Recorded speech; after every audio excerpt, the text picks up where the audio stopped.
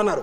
ఒక రోజున పిల్లవాడికి నీళ్లు పోసింది, శుభ్రంగా చంద్రమంతా రాసింది, బొట్టు పెట్టింది, కస్తూరి తిలకం పెట్టింది. పిల్లవాడు నాయన జాగ్రత్తగా ఆడుకొని రారా అన్నారు. అలాగేనమ్మా అని చెప్పి ఆయన కాస్త పిల్లవాడు ఏం చేశాడో తిన్నగా అక్కడి నుంచి పెద్ద గుమ్మం ఉంది, ఇంత ఎత్తు గుమ్మం అనమాట.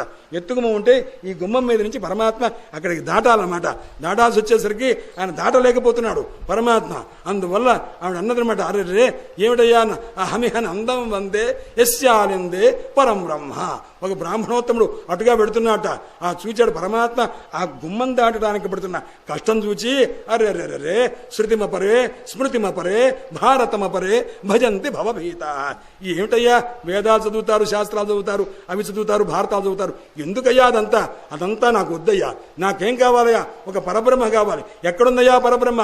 నందుని ఇంటి దగ్గర ఉన్న గుమ్మం దాటడానికి ప్రయత్నిస్తున్న పరబ్రహ్మం చూశానయ్యా, నాకు ఇంకేం అక్కర్లేదయ్యా అనడం. శృతిమపరే స్మృతిమపరే భారతమపరే భజంతి భవభీతా. సంసార భయం చేత వీళ్ళందరూ వాటిని ఆశ్రయించవచ్చు. అహమిహ నందం వందే. నువ్వు ఎవరికి నమస్కారం చేస్తావయ్యా? నందుడికి నమస్కారం చేస్తానయ్యా. నందుడికా సరిగ్గా అర్థం చేసేటికి మాట్లాడవయ్యా అన్నారు. నందుడికే నమస్కారం అండి అన్నాడు. ఎందుకన్నాడు? యస్యాలిందే పరం బ్రహ్మ.